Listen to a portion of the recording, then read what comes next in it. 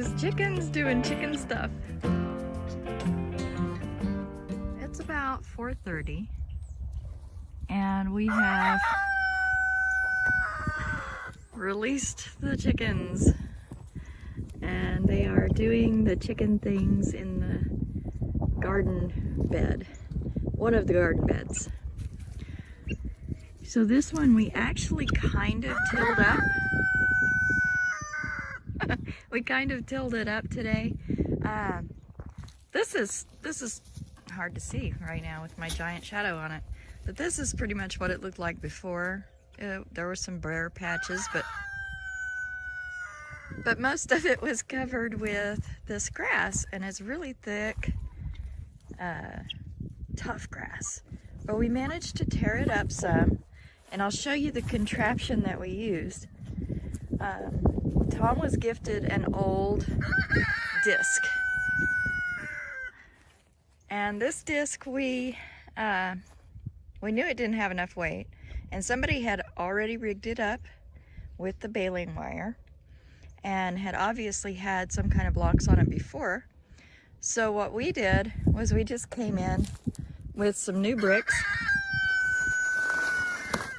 I got the cardboard stuck in there. But yeah, we just put some bricks on it and we towed it behind the little zero turn that we have. And this is what it did. Not a bad job for just a couple hours in the garden. And a whole lot easier than the rototiller was. And then the chickens are in here doing the fine work of finding all the seeds and pests and cleaning those out. And the turkeys are following me everywhere. I can't get over these guys following me around. They're so sweet. And then there's the Yokohamas. I call them my Yokohama mamas. They're all hens, as it turns out. I wasn't sure for a while. And it looks like all the ones I thought were hens are indeed hens, because we got 9 eggs today, which is outstanding for January. And we've been getting, on the average, 7 eggs, 8 eggs a day. Today was our first 9-egg day, and I am ecstatic. So that means that the 2 roosters are the only roosters that we have, and the rest are all girls. Also, obviously, 1 tom and 1 hen on the turkeys. And based on the sounds that they're making, we have 1 hen and 1 boy guinea as well. So,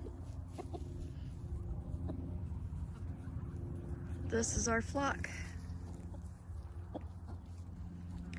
I wouldn't mind adding a blue egger of some sort. And our options are pretty open since we extended the top of the chicken run to where it's like 10 foot high now. Everybody stays in when we put them in, mostly.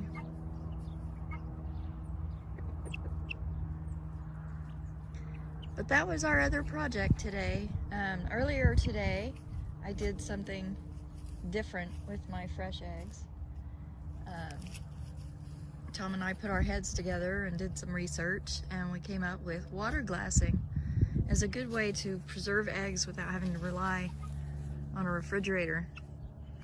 So we did some water glassing today. So if you saw my post on Instagram and Facebook and wondered what, and just didn't really feel like you wanted to say anything, and that's okay. That's what it is. Those eggs are submerged in the jars because we water glass them. And if there's interest, if you guys are curious, I can do a video on what water glassing is, how to do it, although there are much better videos I'm sure already out there. Homesteading Family, I think, is one of the blogs/vlogs that has instructions on, oh, chicken stuff, on how to water glass. So you might check out their channel and just see what they've got posted already. But if there is interest, I would absolutely love to do an instructional video on water glassing, what it is, how to do it. And if you'd like, we still have one garden bed to dig up, and we still got a little bit to go. Like you can see where the line is on this one, where it was really hard to till up, to disc, I should say. So we've still got a little work to do there. But overall, I'm impressed by how that little rigged up piece of equipment worked. Very impressed. But let me know, and we'll see about getting a clip of that in action in case you want to rig something up similar. This is where the compost bin was.